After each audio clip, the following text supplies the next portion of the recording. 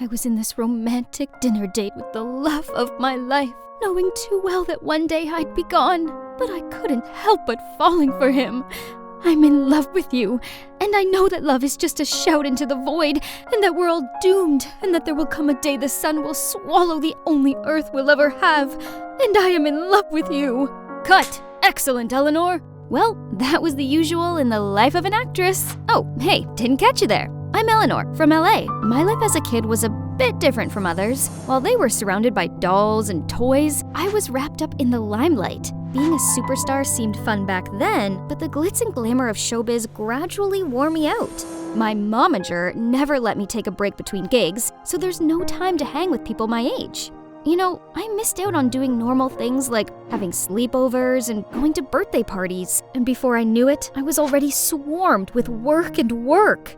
Sweetheart, I've got you another script. Take a look. Whatever, Mom. FYI, Jeremiah is also on the show. Seriously? Mom, that heartless jerk cheated on me. No way am I working with him. Eleanor, be professional. I've already signed the contract. Besides, Mommy's Bentley collection is missing this shiny golden one. I don't give a damn about your stupid car. Stop treating me like a GoFundMe for your lavish lifestyle. Mom can be insufferable sometimes. She dictated everything. But why bother now? No showbiz, no Mom's orders. I can do whatever I want. Bye-bye salad and hello chocolate cake. But suddenly, a dark figure bolted towards me and snatched my bag. I lost my balance, banged my head on a fire hydrant, and then everything went black. Gosh, my head was spinning. I opened my eyes to see a cute guy leaning over me. Hey, are you all right? Am I dreaming? 'Cause this view sure is dreamy. No, you're not. You're at the orphanage. I found you unconscious on the ground last night, so I brought you here. Excuse me? An orphanage? I can't be in a place like this. But wait, my phone and wallet? Darn it! That thief stole my bag along with everything. Guess I needed to delay my independent life plan just a little bit. I better call Mom. Hey, got a phone I can borrow?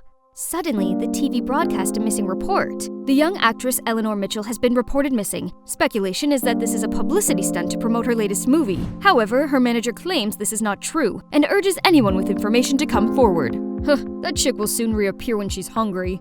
What? I could be lying dead in a lay-by for all they knew, and they were still mocking me? I was so done with this. Goodbye, showbiz. I was leaving that fickle world behind for real.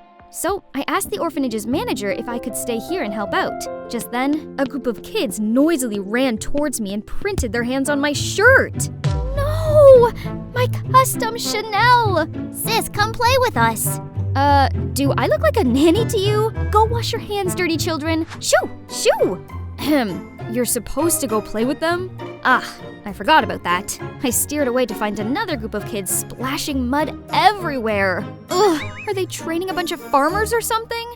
The next morning, this strange screeching noise startled me. It's only 6 a.m. I sluggishly dragged my feet out of the room. People immediately threw me judging looks. I guess my first day at work started off on the wrong foot. I barely had time to sip my coffee before they made me do the washing by hand. This wasn't the Dark Ages. Hadn't they ever heard of a washing machine? One of the staff got annoyed with me and shooed me away. Alrighty, I'd go help in the kitchen.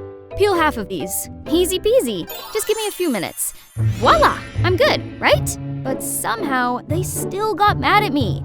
No other choices. I headed to the children's, but this place is pure chaos. I sure wish I had my earplugs. Suddenly, I felt someone grabbing my leg. I looked down to see the cutest pair of puppy eyes.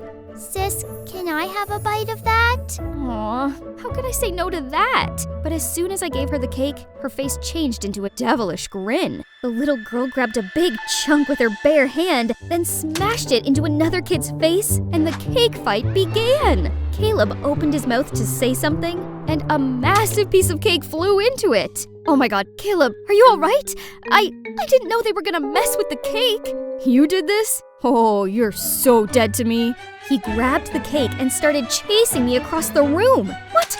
This was so unprofessional. Right, that's it. Watch out, Caleb. Okay, so the manager wasn't very happy with us, but honestly, it was the most fun I'd ever had. Besides, after the cake fight, the kids seemed to like me. Whenever they saw me, they clung to my legs and begged me to play with them. One day I was in the garden attending to the flowers when this little girl ran over to me in tears. "Oh, Pumpkin, what's wrong?" "Bella was adopted a few days ago, but they just brought her back."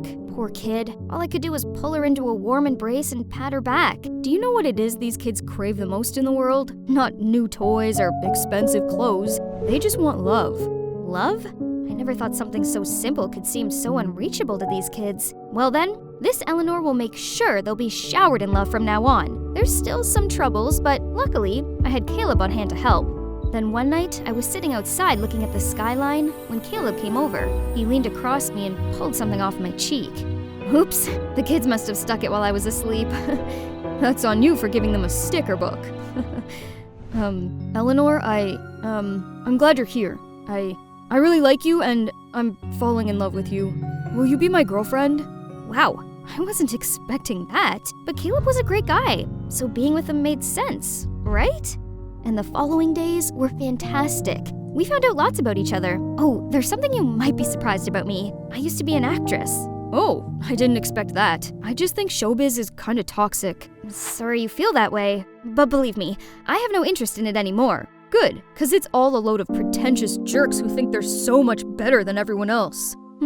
That's harsh, I guess, but he's right though. Anyway, I've already found fairy tale love right here.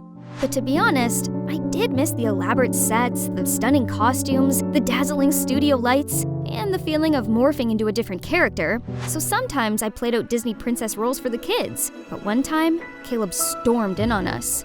Look at you! You've fallen back into your old ways. Come on, kids. You have better things to do than this. My heart thumped in sadness. Acting was a part of who I was. It seems like he'd never understand that, and I don't want to upset him either. So I guess I had to put aside my passion and just focus on my new life here. One day while skipping towards the playground, I slipped on a banana peel and was about to fall when a strong arm caught my back and helped me to stand up. Surely he did have a strong build and a gentleman manner, but who is this guy? I thanked him, but he just stared at me. You look just like Eleanor Mitchell. Well, I am her. Oh, you left showbiz for real? I thought it was just a media trick. Oof. What was his deal? Was he a reporter coming to dig up dirt? Oh, sorry, just kidding. But are you serious about quitting acting? You've got talent. All you need is a good script to sink your teeth into, instead of those terrible ones you've been given.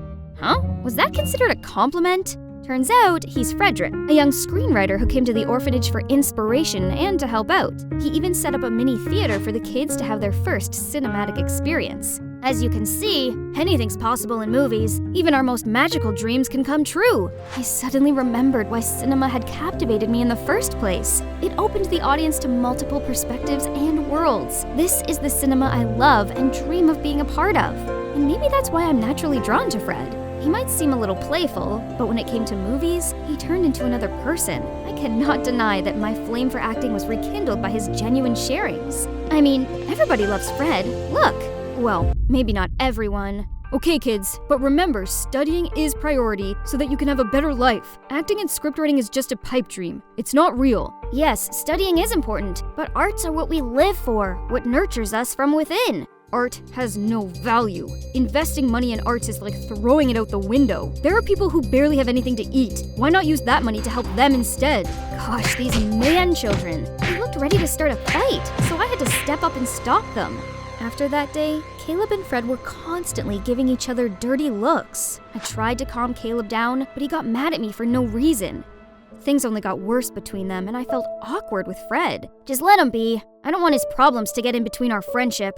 By the way, I have something for you. Then he showed me his new script and asked me for advice. And guess what? The script was actually based on my life in the orphanage. He'd been inspired by my journey here. It was such a beautiful script, and I felt seen and understood, though we just met not long ago. Then out of nowhere, Caleb angrily bolted towards us. What the heck are you doing? He tried to drag me away, but Fred stopped him. Dude, can't you see you're hurting her? Not your business. Get your dumb writing hands off of her. Stop, Caleb, you're being rude. I'm not done with you, Eleanor. You went behind my back to swoon for this brat and his dumb art. I thought you'd be different, but you're just like them. Once a spoiled actress, always a spoiled actress, huh? So this is how little you think of me? Caleb, listen, acting is what I live for. I even tried to hold it back just to please you, and look where it got me. I'm done hiding my true passion. Caleb, we're over. Caleb looked down and didn't say a word, and after that he packed his things and left the orphanage. It's true Caleb had opened up something in me, but if being with him meant I had to lose myself, then I'd gotta let him go.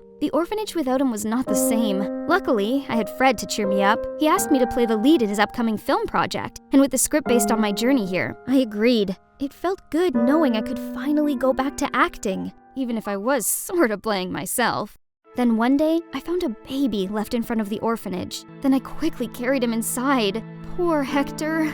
I'll take good care of you. Mama. That's right, your mama's here. Dada. I'm your dada now? Together we'll be a happy family, right, Mama? Oh boy, it made my stomach do cartwheels. But was it okay to feel this way after everything happened? We started filming in the orphanage soon, and the kids were a big help.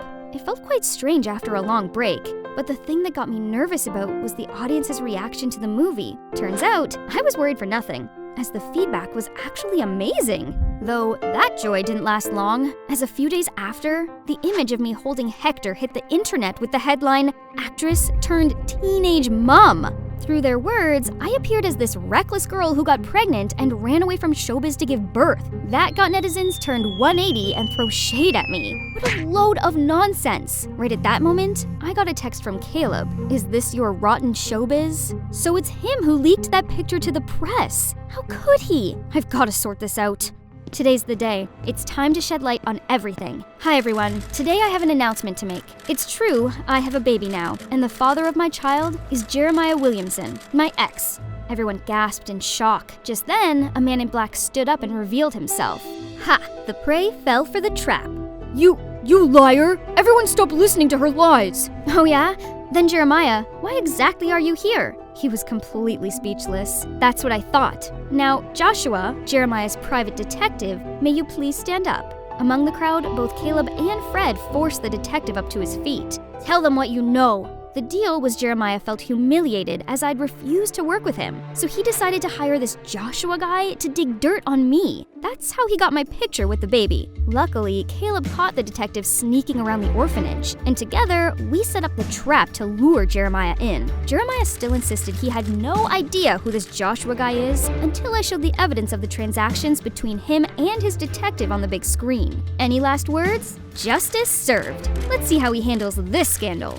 Right at that moment, I spotted a familiar face in the crowd. Mom! I hadn't seen her for such a long time. Darling, I'm so sorry. I realize now how terribly wrong I've been. I thought I was helping, but turns out I only smothered you. But you're ready to make your own choices. Please forgive me, and don't leave me again. I'm sorry too, Mom, for leaving like that. I didn't mean to worry you. I threw my arms around her, tears welling up in my eyes. My time in the orphanage has taught me a big lesson. Family isn't always perfect, but they're the most precious thing in the world. Later, I stepped outside to see Caleb waiting there. What a mess. Thank you for helping me. Don't mention it. Actually, I should apologize to you first. That day I couldn't control my words because I was jealous. I'm sorry. And one more thing. I still have feelings for you, so can we— I know what you're about to say, but I've come to realize that we're not right for each other. I think I'm in love with someone else. Thank you for being kind to me. I could see the disappointment on his face, but then he gave me an understanding smile. Out of nowhere, the kids jumped out at me and insisted I go to see their paintings. They took me back to the orphanage and each held their own drawing. Hi, Eleanor. You're the most special girl I've ever met. Will you be my girlfriend? Fred appeared in front of me and held out a rose. So, Eleanor, what do you say? Oh, wow. What do you think, kids? That answers then? Yes. Yes, I will.